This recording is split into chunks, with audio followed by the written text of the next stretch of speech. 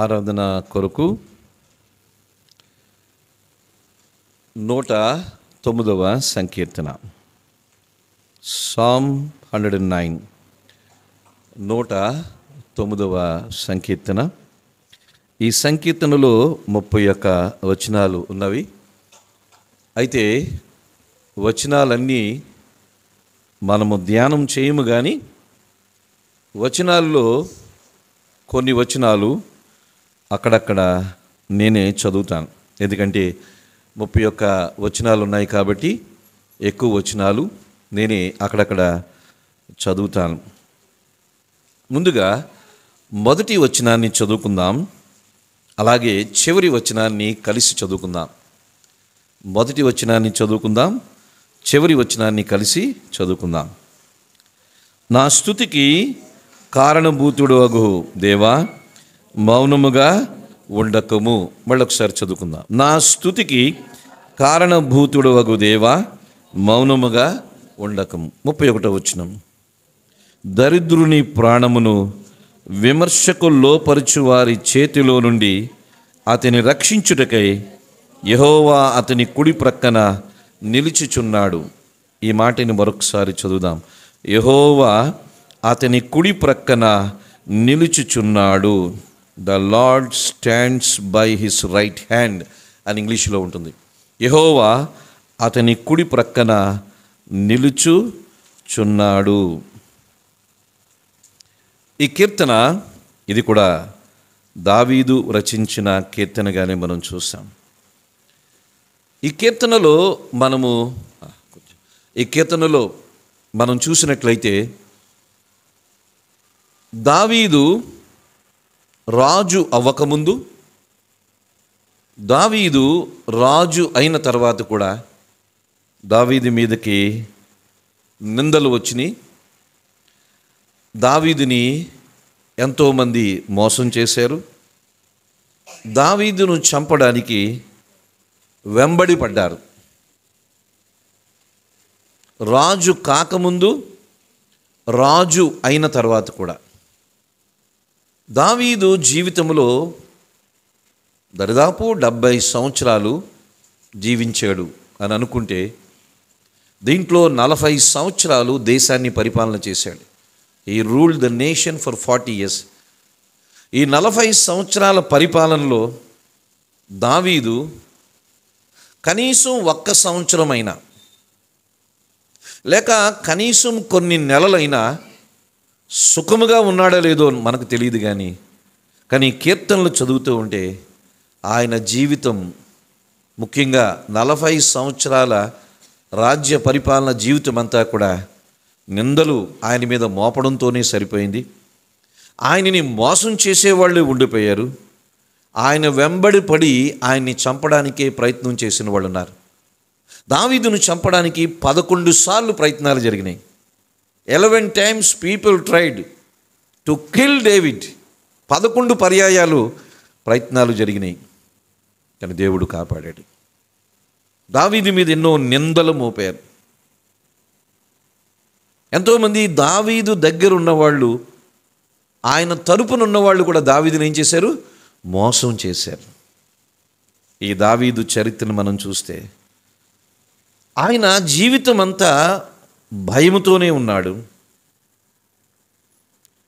సౌలు రాజు కానీ, కుమారుడైన అబ్షలోము కానీ దావీదు యొక్క మిజరబుల్ లైఫ్కి, దావీదు యొక్క విషాదకరమైన, బాధాకరమైన, శ్రమలతో కూడిన జీవితానికి కారకులయ్యారు. ఎవరు? సౌలు, అబ్షలోము. మన జీవితాల్లో సౌళ్ళు ఉంటారు, మన జీవితాల్లో అబ్షలోములు కూడా ఉంటారు. సౌలు లేని మన జీవితాలు ఉండవు, అబ్షలోములు లేని మన జీవితాలు ఉండవు. అబ్షలోము సొంత కుమారుడు. సొంత కుమారుడే తండ్రిని చంపడానికి పరిగెట్టించాడు, వెంబడి పడ్డాడు. ఇక సౌలు రాజు అయితే ఎంతగానో దేశానికి సహాయం చేసిన దావీదుని ఫిలిస్తీయులు, గొలియాతు అనే భయంకరమైన శత్రువు నుంచి దేశాన్ని కాపాడిన దావీదుకు వ్యతిరేకంగా పగబన్నాడు. అంటే స్నేహితుడినే చంపడానికి ప్రయత్నం చేశాడు. తనని దేశాన్ని కాపాడిన దావీదునే చంపడానికి ప్రయత్నం చేశాడు. బిట్రేయల్ ఆఫ్ ట్రస్ట్ అంటాం దీన్ని. అంటే పచ్చి మోసం కదా, నమ్మక ద్రోహి కదా. సౌలు నమ్మక ద్రోహి దావీదు విషయంలో, అలాగే అబ్షలోము కూడా నమ్మక ద్రోహి తండ్రి విషయంలో. దావీదు జీవితం అంతా నిందలు భరిస్తూనే ఉన్నాడు, మోసాలు భరిస్తూనే ఉన్నాడు, ప్రాణ భయముతో పరుగులు తీస్తూనే ఉన్నాడు. అందుకని మనం అర్థం చేసుకుందాం, మన జీవితాల్లో సౌలు లాంటి వాళ్ళు ఉంటారు, మన జీవితాల్లో అబ్షలోము లాంటి వాళ్ళు ఉంటారు, ఉండరని కాదు. దావీదు ఎప్పుడైనా సరే, కొన్నిసార్లు చాలాసార్లు దావీదు బాధపడ్డాడు. ఏంటి నా జీవితం, నువ్వేం చేస్తున్నావు ప్రభు అన్నాడు. ఆ కోణంలోనే ఈ కీర్తన ఉంటుంది. చూడు ఎంత అండి, సిచ్యువేషన్కి ఈ కాలానికి సరిపోయే కీర్తన అని మనం చూడవచ్చు. ఏమంటాడో చూడండి. సరే, మొదటి వచనాన్ని చూసాము, 31వ వచనాన్ని చూశాను. ఈ మధ్యలో కొన్ని వచనాలు చదువుతున్నాను. తర్వాత దేవుడు దావీదుకి ఏ విధంగా సహాయం చేశాడో ఆరాధన కొరకు కొన్ని తలంపులు మీకు చెప్తాను. చూడండి, అంటున్నాడు కదా దావీదు 2వ వచనములో, నేనే చదువుతున్నాను. నన్ను చెరపవలనని భక్తిహీనులు తమ నోరు, కపటము గల తమ నోరు తెరచి ఉన్నారు. భక్తిహీనులు అంటే దేవుడు లేనివారు అని అర్థం. భక్తిహీనులు అంటే భక్తిలో బలహీనంగా ఉన్నవాళ్ళు కాదు. భక్తిహీనులు అంటే దేవునిని ఎరగిన వాళ్ళు. వారు నా మీద అబద్ధములు చెప్పుకొనిచున్నారు. They are talking lies about me. నాకు మీద అబద్ధములు చెప్పుకుంటున్నారు. నన్ను చుట్టుకొని నా మీద ద్వేషపు మాటలు మాట్లాడుచున్నారు. నిన్నిమిత్తముగా నాతో పోరాడుచున్నారు. నేను చూపిన ప్రేమకు ప్రతిగా వారు నా మీద పగబట్టి ఉన్నారు. అయితే నేను మానక ప్రార్థన చేయుచున్నాను. నేను చేసిన మేలునకు ప్రతిగా కీడు చేయుచున్నారు. నేను చూపిన ప్రేమకు ప్రతిగా నా మీద ద్వేషముంచుచున్నారు.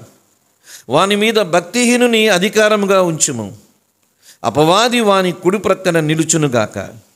వాడు విమర్శలోనికి తేబడినప్పుడు దోషి అని తీర్పు నందునుగాక. వాని ప్రార్థన పాపమగునుగాక. వాని జీవిత దినములు కొద్దివగునుగాక. అంటే త్వరగా చచ్చిపోవాలని ప్రార్థన చేస్తాడు దావీదు. నేను అతనికి ప్రేమిస్తే వాళ్ళు నా మీద ద్వేషం చూపిస్తున్నారు. నన్ను చుట్టుకొని నా మీద అబద్ధాలు చెప్పుకుంటున్నారు. నా మీద ద్వేషపు మాటలు మాట్లాడుతున్నారు. నా మీద పోరాటం చేస్తున్నారు. వాళ్ళు నా దగ్గర కపటముగా ఉన్నారు. నన్ను చంపాలని చూస్తున్నారు. దేవా యెహోవా, వాళ్ళని బతకనివ్వకు. వాళ్ళు జీవిత కాలము తగ్గించే. వాని ఉద్యోగము వీరకుడు తీసుకునుగాక. వాని బిడ్డలు తండ్రి లేని వారు అవుదురుగాక. అంటే అర్థం ఏంటి? వాడు చావాలి. వాని భార్య విధవరాలగునుగాక. అంటే వాడు చావాలి. వాని బిడ్డలు దేశ ద్రిమ్మరులై భిక్షమెత్తుతురుగాక. అంటే పేదవాళ్ళు అయిపోవాలి. పాడుపడిన తమ ఇండ్లకు దూరంగా జీవనము వెతుకుదురుగాక. వాని ఆస్తి అంతయు అప్పుల వారు ఆక్రమించుకుందురుగాక. వాని కష్టాజితమును పరులు దోచుకొందురుగాక. వానికి కృపచూపు వారు లేకపోదురుగాక.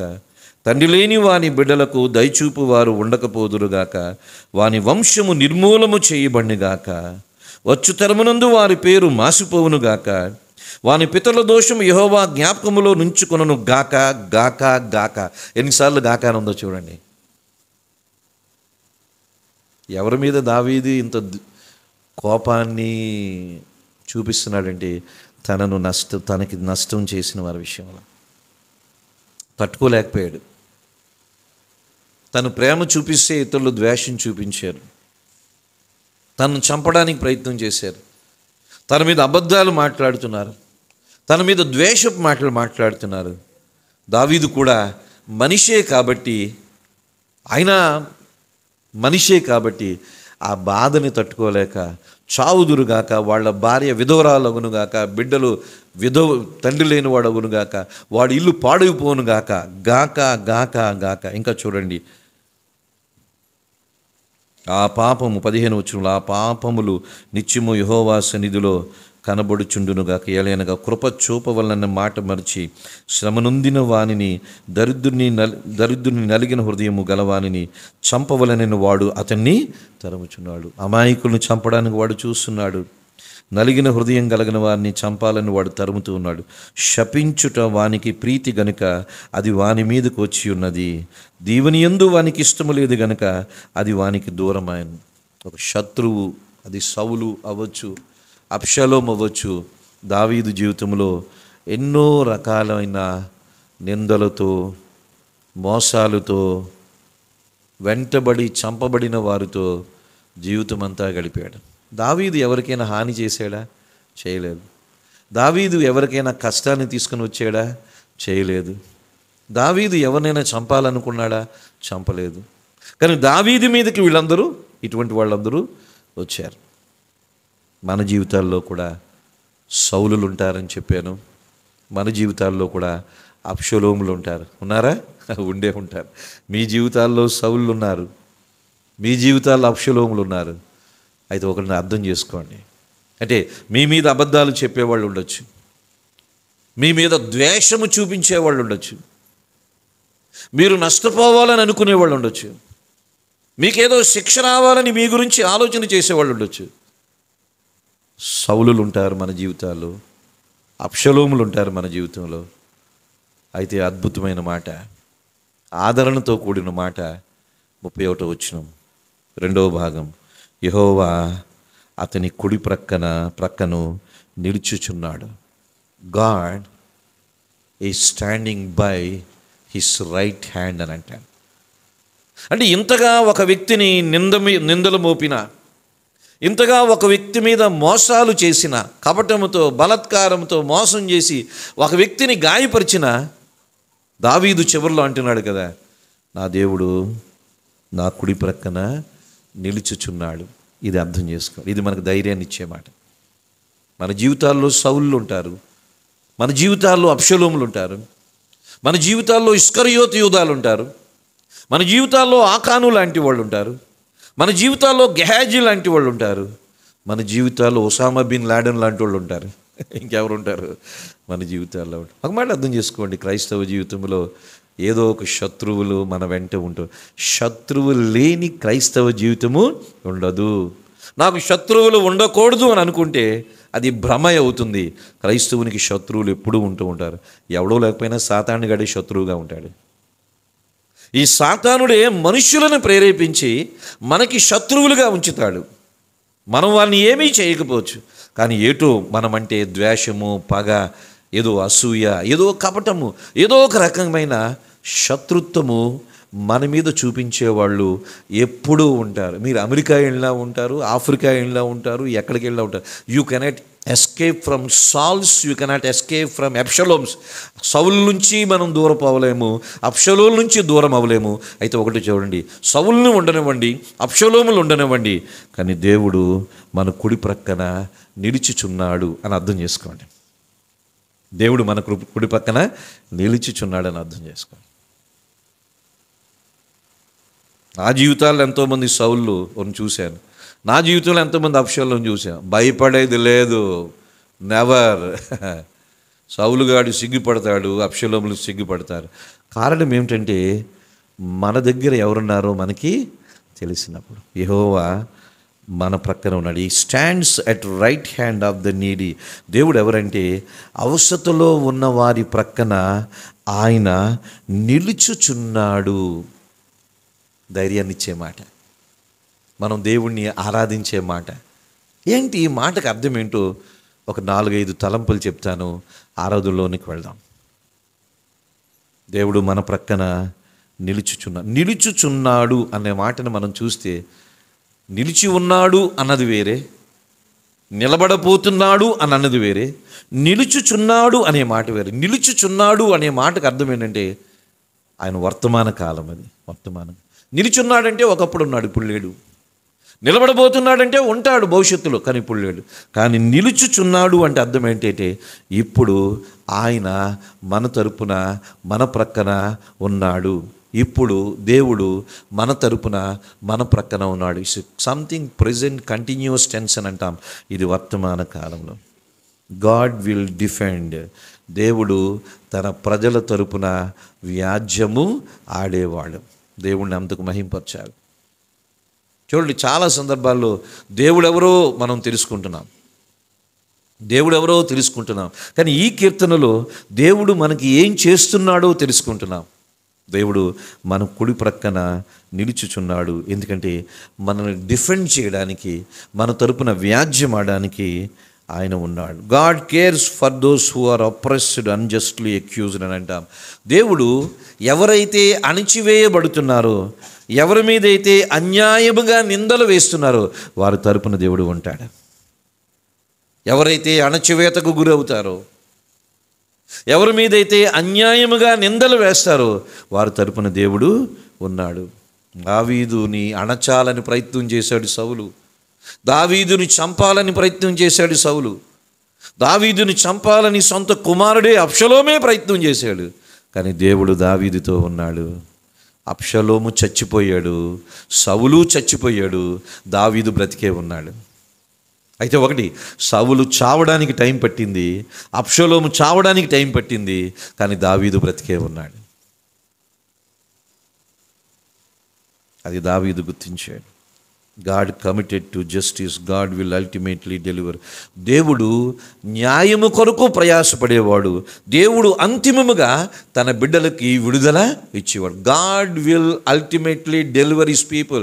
దేవుడు తన పిల్లల్ని అంతిమముగా విడుదల ఇచ్చేవాడు, విడిపించేవాడు. ఒక మాట అర్థం చేసుకోండి, శత్రువులు ఎవరైనా సరే, ఒక మనిషి అవ్వచ్చు, శత్రువులు చివరికి అపవాది అవ్వచ్చు, అంతిమముగా విజయము దేవుంది, దేవుని ప్రజలది.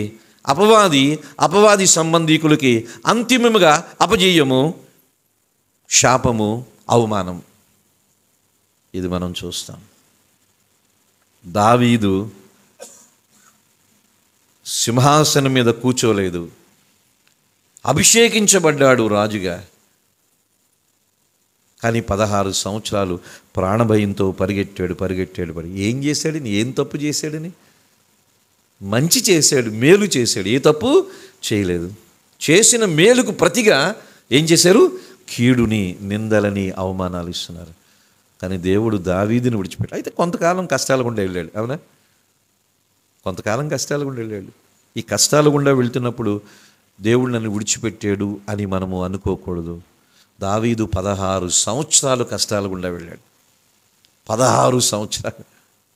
1 సంవత్సరం తట్టుకోగలం, 2 సంవత్సరాలు తట్టుకోగలం, 16 సంవత్సరాలు ఎవరు తట్టుకోగలరు చెప్పండి? ఆ సందర్భంలో నుంచే పుట్టుకొచ్చినాయి చాలా కీర్తనలు.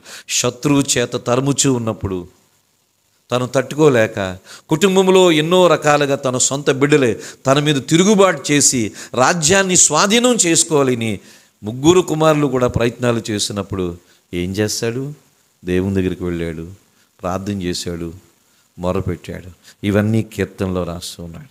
దావీదు జీవితం నుంచి మనం పొందవలసిన ఆదరణ ఏమిటంటే, దావీదు శత్రువులందరినీ ఆలస్యమైన దేవుడు రూపు మాపాడు. దావీదుని సింహాసనం మీద కూర్చోబెట్టాడు. దావీదుని ఒక చక్రవర్తిగా ఉంచాడు. దావీదు కుమారుడుగా మెస్సియా పిలువబడేటట్టుగా దావీదు వంశాన్ని దేవుడు దీవించాడు. అంతిమముగా విజయము దేవుని ప్రజలకు వస్తుంది. అయితే ఈ మధ్యలో కొన్ని కష్టాలు ఉంటాయి. అయితే దేవుడు మన తరపున నిలుచుచున్నాడు అంటే అర్థం ఏంటో మనం చూద్దాం. చూడండి, యోహాను రాసిన మొదటి పత్రిక, 1 John chapter 1, 1 John chapter 2 verse 2. మొదటి యోహాను 2వ అధ్యాయము 2వ వచనాన్ని లేక మొదటి 2 వచనాలు చదువుతున్నాను. నా చిన్న పిల్లలారా, మీరు పాపము చేయకుండుటకై ఈ సంగతులను మీకు వ్రాయిచున్నాను. ఎవడైనను పాపము చేసిన ఎడల నీతిమంతుడైన యేసుక్రీస్తు అని ఉత్తరవాది తండ్రి యొద్ద మనకున్నాడు. యేసు ప్రభు ఎవరంటే ఉత్తరవాది. ప్రొపిషియేషన్ అని అంటాము. ఉత్తరవాది అనే మాట మీద 3 అనే సంఖ్య వేసింది. మీరు ఆ ఫుట్ నోట్లో చూస్తే ఏమనుంటుంది? ఆదరణకర్త, కంఫర్టర్. యేసు ప్రభు ఎవరంటే ఉత్తరవాది లేక ఆదరణకర్త. ఆయన మన కుడి ప్రక్కన నిలుచుచున్నాడు. యేసు ప్రభు మనకి ఆదరణకర్తగా ఉన్నాడు. యేసు ప్రభు మనకి ఉత్తరవాదిగా ఉన్నాడు. ఉత్తరవాది అన్న, ఆదరణకర్త అన్న అర్థం ఏంటో చెప్తున్నాను, జాగ్రత్తగా వినండి. కోర్టులో వాదోపవాదాలు జరుగుతున్నాయి. జడ్జి సీటులో ఇక్కడ కూర్చున్నారు. ఇటువైపునున్న వాళ్ళు మన మీద నేరాలు మోపుతున్నారు. ఇటువైపున మనం బోన్లో ఉన్నాం. ఇటువైపు ఉన్న వాళ్ళు మన మీద నేరాలు మోపుతున్నారు. జడ్జి సీట్లో కూర్చున్నారు. ఇవన్నీ వింటూ ఉన్నారు. సడన్గా ఒక ఆయన వచ్చారు. ఆయన అడ్వకేట్ వచ్చి మన తరపున వాదిస్తున్నాడు. ఉత్తరవాది అంటే అడ్వకేట్, ఉత్తరవాది అంటే ఆదరణకర్త. మన తరపున వాదించేవాడు ఎవరంటే మన ఆదరణకర్త అయిన యేసు ప్రభువుకున్న ఒకానొక బిరుదు ఏమిటంటే హీఈస్ అవర్ అడ్వకేట్. ఆయన మన ఉత్తరవాది, ఆయన మన ఆదరణకర్త, మన తరపున వాదించేవాడు, మన తరపున నిలబడేవాడు. అయితే ఒకటి, మరి దావీదు తరపున వాదించినట్లయితే, దావీదు తరపున నిలబడినట్లయితే 16 సంవత్సరాలు దావీదు జీవితంలో ఎందుకు ఈ కష్టాలు వచ్చినాయి అంటే ఒక టైం వస్తుంది, ఆ టైం వరకు ఆయన అనుమతి ఇస్తాడు. దేవుడు ప్రభువు మన తరపున ఉత్తరవాది, ఆదరణకర్త అని అర్థం చేసుకోండి. యేసు ప్రభు రక్షకుడే, యేసు ప్రభు ఉపకారం చేసేవాడే, యేసు ప్రభు విమోచించేవాడే. అంతేకాదు యేసు ప్రభుని గురించి మరొక మాట తెలుసుకోండి, ఆయన మన ఉత్తరవాది అనగా మన అడ్వకేట్ అనగా మన తరపున కేసును వాదించేవాడు. వాదోపవాదాలు కొంతకాలం జరుగుతాయి, విజయము ఆయిందే, విజయము మందే. అయితే ఆయన మన తరపున ఎవరో లేరు అనుకుంటాం, కానీ యేసు ప్రభు మన అడ్వకేట్, యేసు ప్రభు మన ఉత్తరవాది. మనం పాపం చేసినప్పుడు సాతానుడు వచ్చి, చూసావా నీ బిడ్డ పాపం చేశాడంటే, తండ్రి అయిన దేవుడు ఇక్కడ కూర్చున్నాడు జడ్జి సీట్లో, తండ్రి అయిన దేవుడు జడ్జి సీట్లో కూర్చున్నాడు, సాతానుడు అక్కడున్నాడు, మనం ఈ బోన్లో ఉన్నాం. సాతానుడు ఏమంటాడంటే, ఇదిగో నువ్వు రక్షించావు, ఇదిగో నువ్వేదో సిలువలో రక్తం కార్చావంట, చూడు అతన్ని పాపం చేశాడు అని అంటే ఈ జడ్జి సీట్లో తండ్రి అయిన దేవుడు ఉన్నాడు. వెంటనే యేసు ప్రభు వచ్చాడు, అతను పాపం చేశాడు కరెక్టే, కానీ అతని కొరకు నీ సిలువలో రక్తము చిందించాను, కేసు కొట్టాయి. యేసు ప్రభు మన ఉత్తరవాది, తండ్రి అయిన దేవుడు జడ్జి సీట్లో కూర్చున్నాడు, సాతానుడు మన మీద నేరాలు మోపుతూ ఉన్నాడు, మనం అక్కడ బోన్లో ఉన్న మన పాపాల నిమిషము సడన్గా యేసు ప్రభు వారు పిక్చర్లోకి వస్తారు. అవును, అతడు పాపం చేశాడు, నేను అతని పాపముల కొరకు సిలువలో రక్తం కార్చాను, నా ప్రాణం ఇచ్చాను, అతనికి రావలసిన శిక్షను నేను భరించాను. అప్పుడు జడ్జి స్థానంలో ఉన్న తండ్రి కేసు కొట్టేశామంటాడు. అనగా మన తరపున ఇప్పుడు వాదించిన యేసు ప్రభు ఎవరు? ఉత్తరవాది. He is our advocate. అర్థమైందా? యేసు ప్రభు మన ఆదరణకర్త. ఎందుకు ఆయన్ని ఆరాధన చేయాలి? మన కుడి వైపున నిలుచున్నాడు, ఎందుకంటే మన తరపున ఉత్తరవాదిగా ఉన్నాడు, మన తరపున వ్యాజ్యం ఆడేవాడు, మన తరపున ఆయన నిలబడేవాడు. కొన్నిసార్లు అనుకుంటా నా తరపున ఎవరూ లేరు అనుకున్నా, కానీ కనబడని అదృశ్యమైన దేవుడు మన తరపున ఉన్నాడు. ఇది నమ్మాలి. కనబడని అదృశ్యమైన దేవుడు మన తరపున ఉన్నాడు. మనం న్యాయం వెంటనే కొన్నిసార్లు కోరుకుంటాం, కానీ దావీదు జీవితంలో న్యాయం రావడానికి 16 సంవత్సరాలు పట్టింది, కానీ పక్కాగా న్యాయం వచ్చింది. ఎంత పక్కాగా న్యాయం వచ్చిందంటే సౌలుగాడు అడ్రస్ లేకుండా పోయాడు, అబ్షలోము అడ్రస్ లేకుండా పోయాడు. వచ్చిందో లేదో న్యాయం? ఆలస్యమైన న్యాయము దేవుడు తన ప్రజలకే ఇస్తాడు. అర్థం చేసుకోండి. అందుకని దేవుడు అతని కుడి ప్రక్కన నిలుచుచున్నాడు అనేది. అందుకని దేవుడు ఎవరంటే ఉత్తరవాది, ఆదరణకర్త. అందుకు ఆయన్ని ఆరాధన చేస్తాం.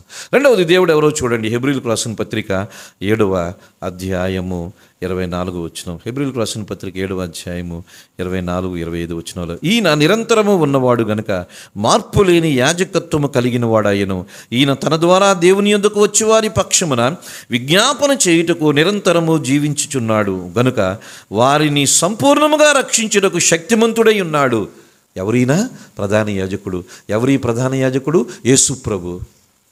ఆయన ఉత్తరవాది. రెండవది, ఆయన విజ్ఞాపన చేసేవాడు. He is our intercessor. He is our advocate, he is our intercessor. ఆయన మన తరపున ఉత్తరవాదిగా ఉన్నాడు, ఆయన మన తరపున విజ్ఞాపనము చేస్తూ ఉన్నాడు. ఒకటి మనం అర్థం చేసుకుంటే, యేసు ప్రభువే మన కొరకు విజ్ఞాపనము చెయ్యకపోతే మనం ఎక్కడుండేవాళ్ళమో, ఏ జైల్లో ఉండేవాళ్ళమో, ఏ ప్రమాదంలో ఉండేవాళ్ళమో, ఏ కష్టములో ఉండేవాళ్ళమో, ఏ హాస్పిటల్లో ఉండేవాళ్ళమో, ఏ భయంకరమైన పరిస్థితుల్లో ఉండేవాళ్ళమో. ఏ పాపములో చిక్కుకొని ఉండేవాళ్ళమో ఆయన మన తరపున విజ్ఞాపనము చేయుచున్నాడు. కాబట్టి ఈ రోజున ఆరోగ్యంగా ఉన్నాం, ఈ రోజున కనీసం ఈ స్థాయిలోనైనా ఉన్నాం. ఆయన మన తరపున విజ్ఞాపనము చెయ్యకపోతే, ఆపేస్తే మనం చాలా తీవ్రమైన సంక్షోభములో ఉండేవాళ్ళమే. ఆయన మన తరపున విజ్ఞాపన చేస్తున్నాడు. అందుకని యెహోవా అతని కుడి ప్రక్కన నిలుచుచున్నాడు అంటే ఆయన ఉత్తరవాదిగా ఉన్నాడు, మొట్టమొదటిది. రెండవది, ఆయన మన తరపున విజ్ఞాపనము చేయుచున్నాడు. He is interceding for us. విజ్ఞాపనం చేయుచున్నాడు. ఆయన విజ్ఞాపనం చేయకపోతే ఇంకా శత్రువులు మన మీద మనల్ని ముంచేసేవాళ్ళు, ఇంకా శత్రువులు మనల్ని పూర్తిగా దోచుకునేవాళ్ళు, ఇంకా శత్రువుల చేతిలో అణచివేతకు మనం గురయ్యేవాళ్ళమేమో. ఆయన విజ్ఞాపనము ద్వారానే. చూడండి, దావీదు విషయంలో చూస్తే సౌలు దావీదుని చంపడానికి ప్రయత్నం చేశాడు. దావీదు వెంట సౌలు పరిగెడుతూ ఉన్నాడు. దేవుడు దాన్ని ఏమీ ఆపలేదు. సౌలు పరిగెడుతున్నాడు, దావీదు పరిగెడుతున్నాడు. సౌలు శూలం విసురుతున్నాడు, దావీదు తప్పించుకుంటున్నాడు. ఇవన్నీ జరుగుతూనే ఉన్నాయి. ఒకవేళ దావీదు ఇలాగ అనుకోవచ్చు, ఏంటి నేను పరిగెట్టడం ఏంటి ప్రభువా, నేనేం అన్యాయం చేశాను? ఆ సౌలు అనేవాడు నా వెంబడ పడడం ఏంటి? నేనేం అన్యాయం చేశాను? వాడు నా వెంబడ పడకుండా నువ్వు చెయ్యు, వాడు శూలాలు విసరకుండా నాకు చెయ్యు అని అంటే దేవుడు చేయలేదు. వాడు పరిగెట్టిస్తూనే ఉన్నాడు, దావీదు పారిపోతూనే ఉన్నాడు, సౌలు శూలాలు విసురుతూనే ఉన్నాడు, దావీదు తప్పించుకుంటూనే ఉన్నాడు. ఇవన్నీ జరుగుతూనే ఉన్నాయి, కానీ ఎక్కడ ఏ హాని జరగలేదు. భయం ఉంది, ఆందోళన ఉంది. అందరికీ దూరంగా వెళ్ళిపోయాడు, అరణ్యంలో జీవిస్తున్నాడు. సింహాసనం మీద కూర్చోవలసిన వాడు, ఒక రాజుగా కూర్చొని పరిపాలన చేయవలసిన వాడు అరణ్యాలకు వెళ్ళిపోతున్నాడు, చెప్పులు లేకుండా పరిగెడుతున్నాడు. ఏంటి ఇంత బాధ? ఏం తప్పు చేశాడని? ఏమీ లేదు, దేవుడు అనుమతి ఇచ్చాడు. కానీ ఎక్కడ కొన్ని కష్టాలు గుండా వెళ్ళినా దావీదు నశించిపోయేటట్టుగా దేవుడు ఎక్కడా చేయలేదు. ఒకరోజు వచ్చింది, శత్రువుల్ని రూపుమాపేశాడు. శత్రువులు సమూలంగా నాశనం. చూసారా, సౌలు విషయంలో మీరు చూస్తే సౌలుని ఎవరు చంపలేదు, తను ఆత్మహత్య చేసుకున్నాడు. శత్రువు ఆత్మహత్య చేసుకుంటాడు. శత్రువు ఆత్మహత్య చేసుకుంటాడు. ఎందుకో చెప్పమంటారా? శత్రువుకి ఎందుకు అంత డిస్పరేషన్, అంత శత్రువు ఎందుకు డిప్రెషన్లోకి వెళ్ళిపోతాడంటే, నేను ఏదో చేయాలనుకున్నాను, వీడినేమీ చేయలేకపోతున్నాను, ఏదో చేయాలనుకుంటున్నాను, నేను అనుకున్నది ఏది జరగడం లేదు. ఏదో తాత్కాలికంగా కొన్ని విజయం పొందుతున్నాడు. సౌలు తాత్కాలికంగా విజయం పొందుతున్నాడు దావీదు మీద. కానీ దావీదుని చంపాలనుకున్న ప్లాను ప్రతిసారి వమ్ము చేయబడుతుంది. ఇలాగొచ్చి విసుకొచ్చేసి దెయ్యాల చేత పట్టుబడి సాతాన్ చేత నడిపించబడి ఒక రోజున తన కత్తి మీద తనే పడి ఆత్మహత్య చేసుకున్నాడు. శత్రువు తన గొయ్యి తనే తీసుకుంటాడు. ఆ రోజున సౌలుని ఎవ్వరూ చంపలేదు, సౌలు తనకు తాను ప్రాణం తీసుకున్నాడు. అది జరుగుతుంది. దేవుడు అలా చేశాడు. అందుకని దేవుడు ఎవరంటే మన ఆదరణకర్త. రెండవది, దేవుడు ఎవరంటే మన తరపున ఆయన విజ్ఞాపనము చేసేవాడు. అంతేకాదు, కీర్తనలు 16వ సంకీర్తన 8వ వచనాన్ని ఒకసారి చూద్దాం. 16:8 సామ్స్ 16:8 ఒకసారి చూద్దాం. మనం చూసినట్లయితే, సదాకాలము యెహోవా యందు నా గురి నిలుపుచున్నాను, ఆయన నా కుడిపార్శ్వమందు ఉన్నాడు గనుక నేను కదల్చబడును. ఇక్కడ ఒక మాట చెప్తాను. దావీదు అంటున్నాడు కదా, దేవుడు నా కుడిపార్శ్వమందు ఉన్నాడు, నేను కదల్చబడును. దేవుడు కుడి చేతి వైపు ఉన్నాడనే విషయం దావీదు చూశాడా?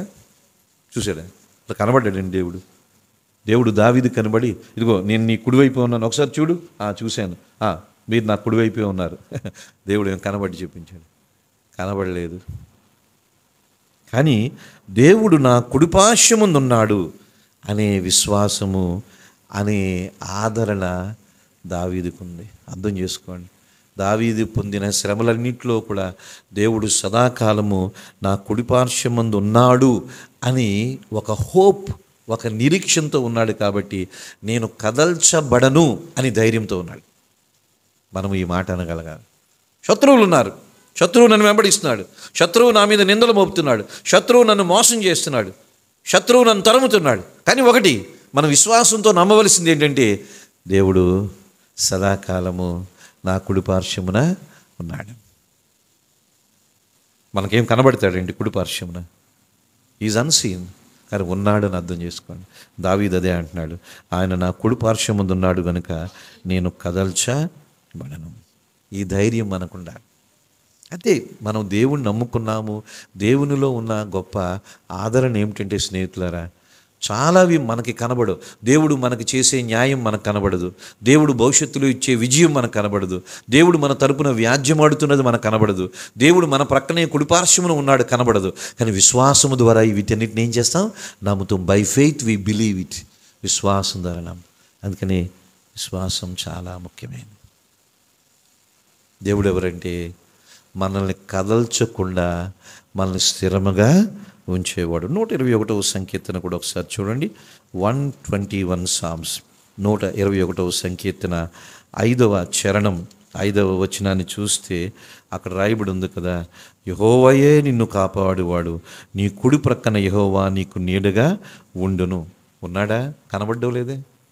దేవుడు మన కుడి పక్కన నీడగా ఉన్నాడంటే ఏది కనబడ్డం లేదే, కనబడడు, కానీ ఉన్నాడు.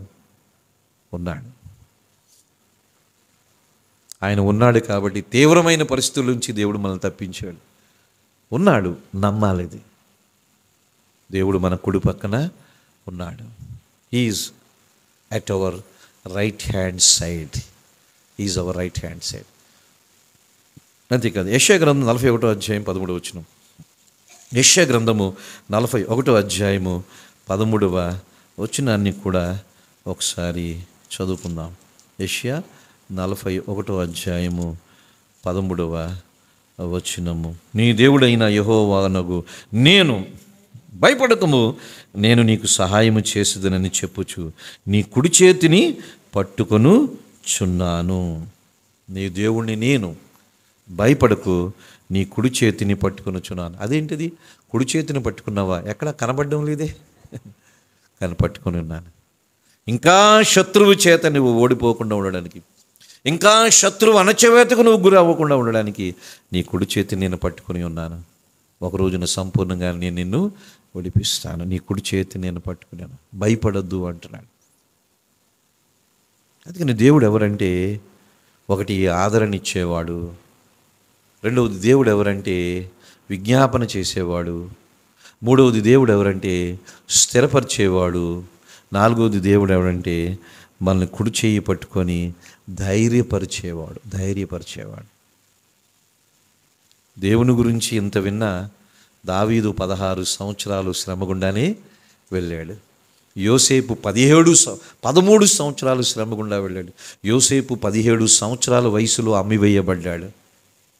30వ సంవత్సరం వచ్చే వరకు యోసేపుకి తీరిక లేదు. నిందలు, అవమానాలు, చెయ్యని దానికి నిందలు, చెయ్యని దానికి అవమానాలు, చెయ్యని దానికి చెరసాల, జైలు, ఇంప్రిజన్మెంట్. మనల్ని ఎవరైనా జైల్లో వేస్తే చెయ్యని నేరానికి, యోసేపు జైల్లో దరిదాపు 6-7 సంవత్సరాలు ఉన్నాడంట. బైబిల్లో లేదు కానీ పండితులు చెప్తూ ఉంటాడు. 6-7 సంవత్సరాలు ఎందుకు జైల్లో ఉన్నాడు? పొతిఫర్ భార్యని ఏదో చేయి పట్టుకున్నాడంట. ఎవడు చూశాడు? ఇది నిజమా అబద్ధమా? అబద్ధం. కానీ చెయ్యని నేరానికి 6-7 సంవత్సరాలు జైల్లో ఉండడం ఎంత అన్యాయం, ఎంత ఘోరం, ఎంత అవమానం. కానీ ఓర్చుకున్నాడు. ఒక రోజున యోసేపు ప్రధానమంత్రి అయ్యాడు. యోసేపు ప్రధానమంత్రి అయిపోయాడు ఐగుప్తు దేశానికి. నాకు అనిపిస్తూ ఉంటుంది ఊహిస్తే, ఇప్పుడు జైల్లో వేసిన పొతీఫరు ఎవరి దగ్గరికి వస్తున్నాడు? యోసేపుకి. అంతే. పొతీఫర్ భార్య ఇప్పుడు తెలుసుకుంటుంది, అమ్మో అతడు నన్ను బలవంతం చేశాడని నేను లేనిపోయిన నేరం మోపాను. ఇప్పుడు ఆ యోసేపు ఏమైపోయాడు? ఈ దేశానికే ప్రధానమంత్రి అయిపోయాడు. పొతీఫర్ భార్యకి తెలిసిందే. నేను నా భార్య మాటలు విని అనవసరంగా ఆ యథార్థవంతుని మీద నేరం మోపాను. ఇప్పుడు అతను రాజు అయ్యాడు. ఫేస్ చేయగలరా? ఫేస్ చేయలేరు. కానీ ఇదంతా జరగడానికి ఎంతకాలం పట్టింది? 13 సంవత్సరాలు పట్టింది. ఒక రోజున శత్రువుకు అపజయము, దేవుని ప్రజలకు విజయము, అవమానం. బహుశా ప్రారంభంలో పొతీఫర్ భార్య చాలా సంతోషించి ఉంటుంది. ఈయన్ని జైల్లో వేసాం, ఇదిగో నా భార్యని ఏదో తప్పు చేసిన వాడిని జైల్లో వేసామని పొతీఫర్ సంతోషించి ఉంటాడు. పొతీఫర్ భార్య సంతోషించింది. కానీ ఆ విధంగా 6-7 సంవత్సరాలు సంతోషించారు. తర్వాత దేవుడు న్యాయం చేశాడు. ఆ దేశానికే ప్రధానమంత్రి అయిపోయాడు. ఇప్పుడు పొతీఫర్ భార్య కానీ యోసేపు దగ్గరికి వచ్చి, రాలేరు. ఒకళ్ళు వచ్చినా ఏం చేయాలి? సాష్టాంగపడి నమస్కారము చెయ్యాలి. దేవుడు నిరీక్షనిచ్చేవాడు, దేవుడు ఆదరించేవాడు, దేవుడు ఆదరణకర్తగా ఉన్నాడు, ఉత్తరవాదిగా ఉన్నాడు, విజ్ఞాపన చేసేవాడిగా ఉన్నాడు. అందుకని ఆ రోజున దావీదు విషయంలో ఎంతోమంది ఎన్నో నిందలు మోపిన, అవమానాలకు గురి చేసిన, చంపడానికి ప్రయత్నాలు 11 సార్లు జరిగిన, చివరిలో అంటున్నాడు, ఆయన నా కుడి చేతి వైపు నిలుచుచున్నాడు. ఈ రోజున మనం కూడా ఆ మాట అనగలాలి. ఎందుకంటే దేవుడు నా ఉత్తరవాది. ప్రభువా, నువ్వు నాకు ఉత్తరవాదిగా ఉన్నావు, నీకు ఆరాధన సమర్పిస్తున్నా. నువ్వు నా తరపున విజ్ఞాపన చేస్తున్నవాడిగా ఉన్నావు, నీకు ఆరాధన అర్పిస్తున్నాను. నువ్వు నన్ను స్థిరపరిచేవాడిగా ఉన్నావు, నీకు ఆరాధన సమర్పిస్తున్నాను. అంతేకాదు, నువ్వు నా భయములను పారద్రోలేవాడిగా ఉన్నావు, నీకు నా ఆరాధన సమర్పిస్తున్నాను. నువ్వు నాకు నిరీక్షణకర్తగా ఉన్నావు, నేను ఆరాధన చేస్తున్నాను. దేవుడు విడిచిపెట్టడు. అయితే తాత్కాలికంగా కొన్ని శ్రమలు ఉండవచ్చు. దేవుడు ఏమై ఉన్నాడో అని చూస్తున్నాము. దావీదు విషయంలో అలా జరిగిన దావీదు ఎంతో గొప్పగా చెప్తున్నాడు, యెహోవా ఆయన నా కుడి హస్తం వైపు, కుడి పార్శ్వమున నిలుచుచున్నాడు. దీన్ని బట్టి మనం దేవుణ్ణి స్తుతిద్దాము, మహిమపరుద్దాము, ఆరాధన చేద్దాం. ఏదైతే దేవుడు ఎవరో మనం తెలుసుకుంటున్నామో, దేవుడు మన జీవితంలో ఏ కార్యాలు చేశాడని తెలుసుకుంటున్నామో, గబగబా క్లుప్తంగా త్వరగా ప్రభుని ఆరాధన చేద్దాం. ఆరాధనలోకి వెళ్దాం.